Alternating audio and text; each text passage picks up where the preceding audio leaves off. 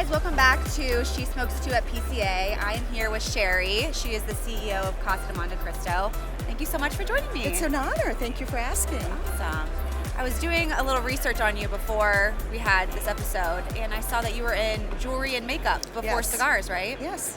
So it got me thinking, like, she was in a very female-dominated industry, and then you switched to cigars, which is a very male-dominated industry. How has that change kind of been for you? You know, it hasn't really been a big change. It's interesting. I joined the industry when as a result of a recruiter calling me and asking me, and at first he didn't really describe the company or tell me what the company was in full detail, but he said, it's luxury goods, it's about the guest experience, and I think it would be perfect for you. And I was intrigued. And Did then cigars cross your mind at all, or not? Never in a million years. And so when I discovered what it was, I was like, But I was intrigued, and I learned as much as I could about it before I interviewed. And the more conversations I had, the more I got involved in the interview process and visited cigar shops and tried to educate myself about the industry. I was just hooked. I was fascinated. And he's right. It's a luxury product. I've been from luxury goods, and it's all about the guest experience at Casa de Montecristo. Yep. And what's really amazing is that the whole, the people that you meet every day in the stores and having the ability to bring this amazing handmade product to our guests, it's been so much fun. That's great. That's awesome.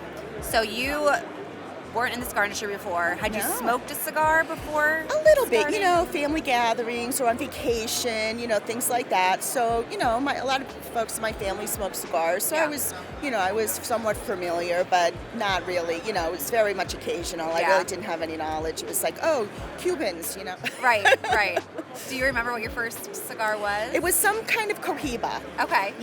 Again, because that was kind of like, we'd go on vacation. My husband and I would go on vacation. And of course, you always want what you can't get, right? So we'd seek out. So I think everybody knows the, name recognition. I don't think he was a huge, hugely knowledgeable about it. But, so it was definitely a Cohiba. I remember that. Okay.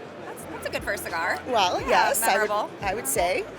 And so what's the plans? Like, what's coming up for Casa de Montecristo? You guys have more locations opening? Well, we're looking into it. Okay. We grew very fast. We started, when I first came to the organization 7 years ago, we started with 8 locations. And we've grown to 17 locations, plus six licensed operators. And it's really been a journey where we've had some acquisitions of some other great retailers. We have had some new builds along the way where we've built from the ground up in cities that we wanted to be in, where there wasn't an acquisition available.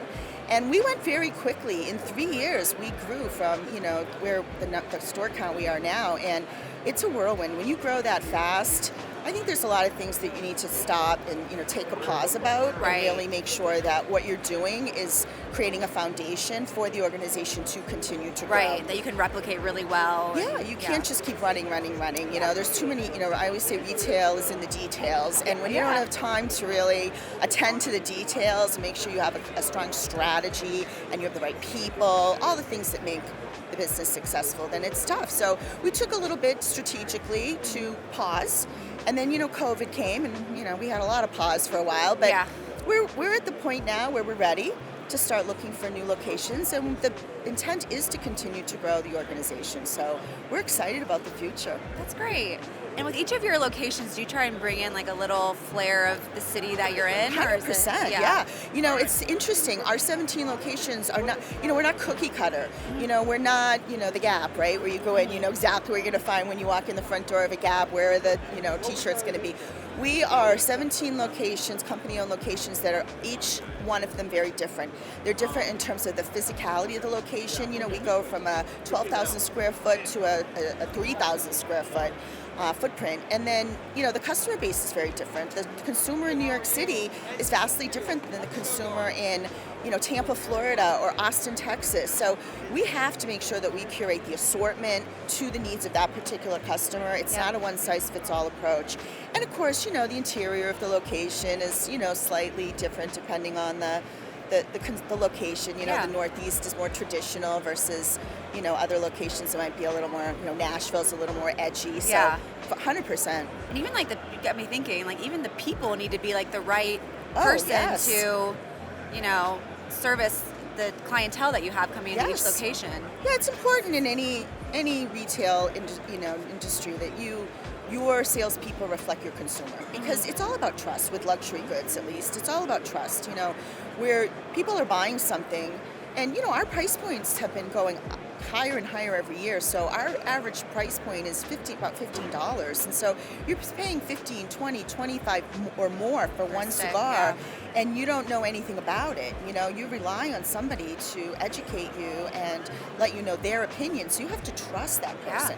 So if the people who work in the stores reflect the demographic of the consumer, it's a lot easier to build that trust. Absolutely. And you were telling me that at one of your stores, you guys are doing female-oriented kind of training thing. Can you tell us a little bit about what you're doing there? We've noticed an influx of younger adult consumers and women, especially post-COVID. It's, I think, a lot about experience, right? Yeah. We create a huge experience. We have bars in most of our locations. We do pairings. We do educational, meet the maker, educational events, quote unquote, with our guests.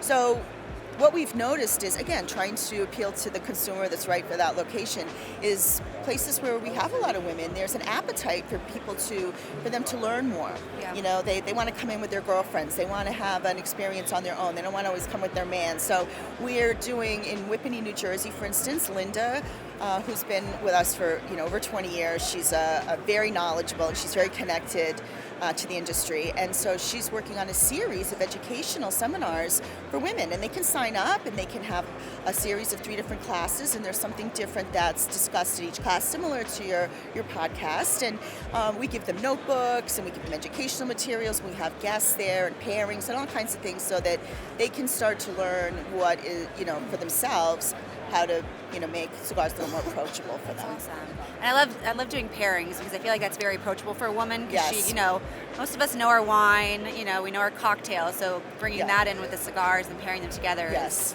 a nice way to and it opens their mind. It's not all about wine. I think a lot of people think, oh, women in wine, which is great. To your point, we love our wine, but it's very interesting. I personally, that's something I love, is that what does the cigar taste like when you're smoking it in conjunction with a red wine, and how is it different when you're smoking it in conjunction with a bourbon or a tequila? Right. It's very interesting to me. Yeah, that's awesome. Thank you so much for coming. We make these short and sweet, and thank you again for having me. It's been so much fun. I've seen you here, and I've vicariously wanted to be part of this. Good. So thank and you if for Linda having ever me. comes to Tampa, we would love to interview her. Of course. Because she sounds like she'd be a perfect guest for us. And you're welcome to come visit us anytime you're near our casa. All right. Let us know. Thank you so much, Sherri. All right. Thanks again. Thanks, guys, for joining us again.